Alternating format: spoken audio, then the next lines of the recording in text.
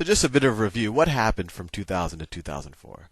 So from 2000, and actually I should really say from 2000 to 2006, because that really was when the housing bubble happened.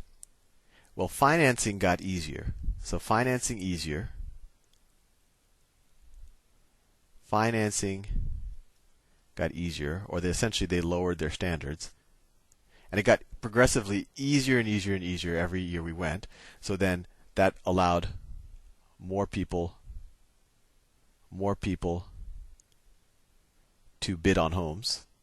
So it increased the demand artificially in certain ways, because we saw from that New York Times article that people's incomes weren't increasing and that the population wasn't increasing anywhere near as fast to soak up the supply. So all it did is allow people to who were renting before and who couldn't save the money for the down payment now to participate. So now you had more people bidding for the same house, to bid up houses, to bid up houses. But that led to the obvious question: why did financing get easier and easier?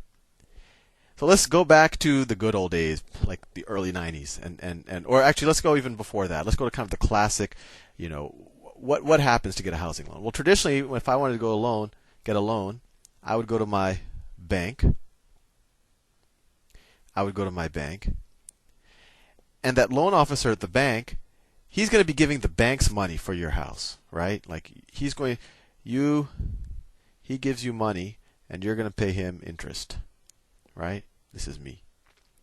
And so that loan officer at the bank, he really cares that they're not going to lose money on the transaction. If he's going to give you $1 million, he wants to make sure that no matter what happens, if you lose your job, if you get arrested, if you skip town, that he's still going to be able to get his $1 million back. And if you go back to our equity and balance sheet presentations, that's why back in the day, they made sure that you put 20-25% down payment on your house, that you had a good credit rating, that you had a good steady income, because that banker, that loan officer, was going to be in trouble, and his bonus was based on how good the loans he gave held up. So that was the traditional model.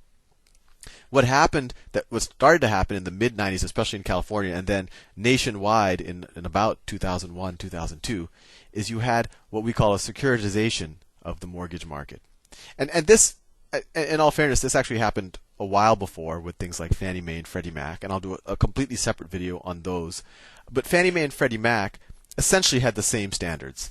They had the standards of we call them conforming loans. That you had, I think the number, you have to have 20% down, you have to have a certain credit score, certain steady income. So Fannie Mae and Freddie Mac were these entities that might buy the loan from your local banker, but their standards were just as high as the local bankers, and they were based. I think they were actually, they had oversight by Congress, so they weren't giving away loans for free. But I'll do a whole other presentation on Fannie Mae, Freddie Mac. But what you had happen in the late 90s, and especially in the early part of this decade, is you had a whole industry outside of the government-sponsored entities. The government-sponsored entities are Fannie Mae and Freddie Mac. And this is essentially, instead of you going to your local bank for a loan, this is me again, I would go to my local mortgage broker. Countrywide is the most famous of them. I think they're CFC, that's their stock ticker. They're not bankrupt yet. So I would go to Countrywide, and essentially, I would get $1 million from them, a home loan. I would get $1 million from them, and I'd agree to pay interest to Countrywide.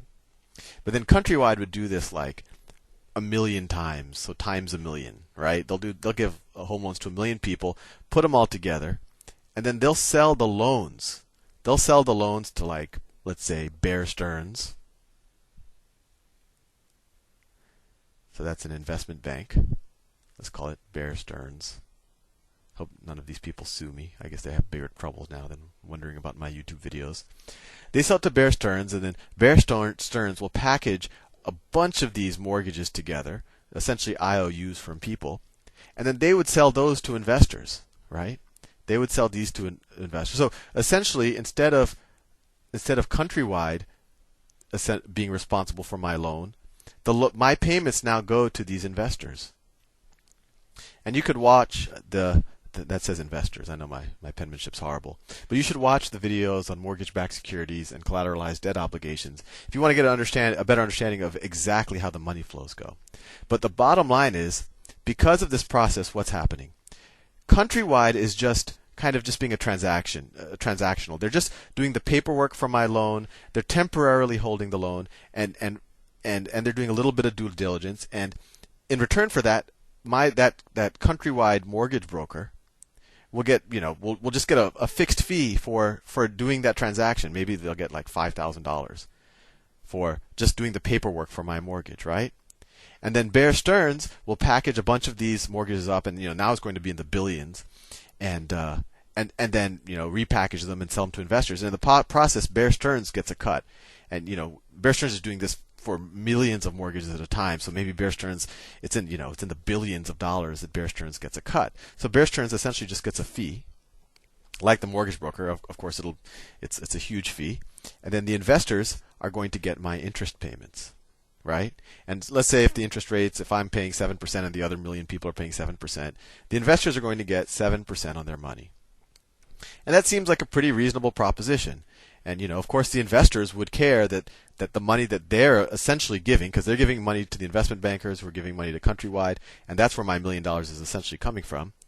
The only reason why the investors would give their money is if they have a lot of confidence that these are really, really good loans. Well, the investors, they don't know who I am. They don't know what my job is, how likely I am to pay the loan. So the investors have to rely on someone to tell them that these are good loans. And that's where the rating agencies come. Ratings agencies. And these are Standard & Poor's and Moody's, and they rate these assets, these mortgage-backed securities.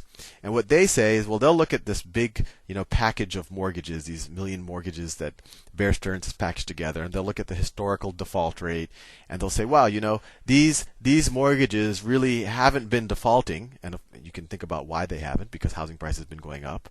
So these mortgages really haven't been defaulting. There's a very high chance you're going to be able to get all your money back. So we're going to give these what they call, let's say they say AAA rating.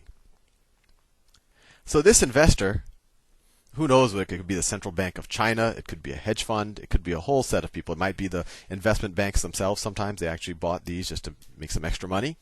These investors, they don't know who actually borrowed the money or what kind of credit rating they had or anything, but they just took a leap of faith. They said, well, Standard & Poor's or Moody's did the work. They're telling me that this is AAA, which means the highest level of debt, or whatever they told them. Maybe it was single A, or I forget all of the different qualities of debt. But they just took their word for it. And they got their 7% interest on their money, or whatever it was, 6% money. And that worked out pretty well. And so these guys, they liked the fact that they were getting the 7%. They said this is a good asset class. So then they funneled even more money. So then there were even more investors. There were even more investors that wanted to do this. They're like, this is great. This is like, with very little risk, I'm getting a pretty good return on their money. That's better than putting it in the bank. That's better than buying treasury bills, right? So even more money flowed in. Well, more money wanted to invest in people's mortgages, but Countrywide would say, well, we're already giving mortgages to all of the people who qualify.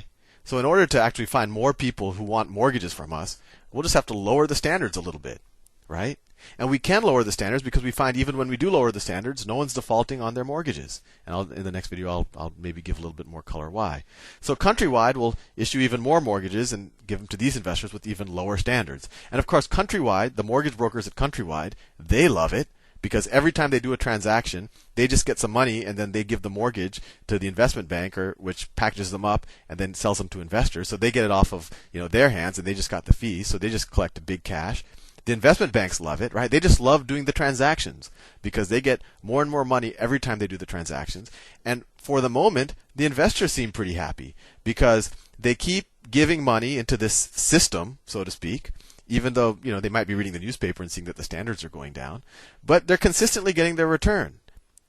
And because the defaults were very low over this time period, and I'll explain in the next video why the defaults were very low, they felt that they were getting a good return, maybe 6 or 7%, on investments that had very, very low risk. So in the next video, I'll explain why the defaults were very low in that time period.